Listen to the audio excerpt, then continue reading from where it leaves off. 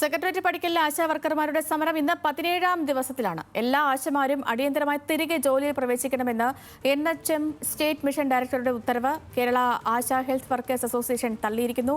എല്ലാ ആവശ്യങ്ങളും അംഗീകരിക്കും വരെ സമരം തുടരാനാണ് തീരുമാനം. അതേസമയം സമരം ചർച്ച ചെയ്ത് പരിഹരിക്കാൻ തയ്യാറാകണമെന്ന് AITUC രംഗത്തെത്തി. സമരം ചെയ്യുന്ന തൊഴിലാളികളോട് പ്രതികാര നടപടി ഉണ്ടാകരുത് എന്നും AITUC ആവശ്യപ്പെടുന്നു. മീര മനോഹരനുണ്ട്. മീര, CIT-യുടെ നേതാവ് എളമരം കരീമിന്റെ ലേഖനം വന്നിട്ട് ദിവസങ്ങളായിട്ടില്ല. ആ ലേഖനത്തിൽ പറയുന്നത് അരാജകത്വ ശക്തികളും അർബൻ നക്സലിസം എന്നൊക്കെയാണ് അതിൽ പറയുന്നത്. ആശാ വർക്കർമാരുടെ ഈ ആശ തേടിയുള്ള പോരാട്ടത്തിന് ഇപ്പോൾ AITUC പറയുന്നത് എന്താണ്? ഒപ്പം തന്നെ സമരവുമായി ബന്ധപ്പെട്ട് ഇനി ആശാ വർക്കർമാരുടെ തുടർ നിലപാട്.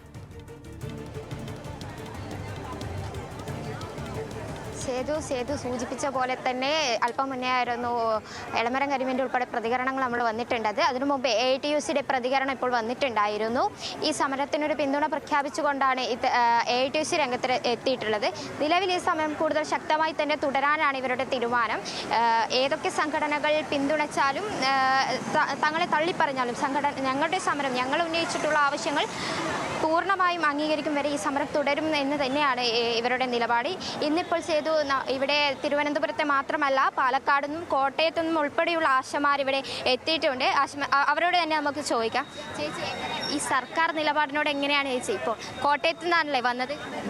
ഞങ്ങൾ കോട്ടയത്തു നിന്ന് വന്നതാണ്. ഞങ്ങൾ ഇന്നലെ വന്നതാണ്. ഞങ്ങളിപ്പം അവിടെ 3-4 വട്ടം വന്നു കഴിഞ്ഞു. സർക്കാർ എന്തുകൊണ്ട് കണ്ണ് തുറക്കുന്നില്ല?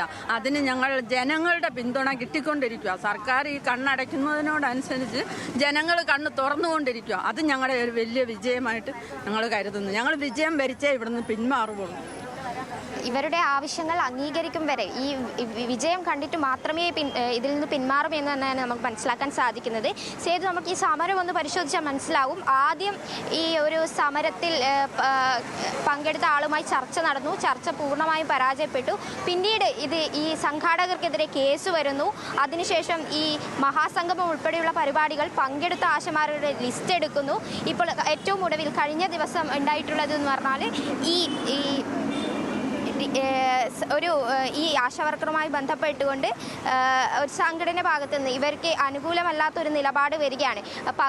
ഈ ആശമാർക്ക് പകരം ഉൾപ്പെടെ ഉള്ള സംവിധാനങ്ങൾ ഉണ്ടാക്കുമെന്നുൾപ്പെടെ ഒരു വിരട്ടൽ നയം കൂടി പുറത്തു വരികയാണ്. നമ്മളോട് ഈ സെക്രട്ടറി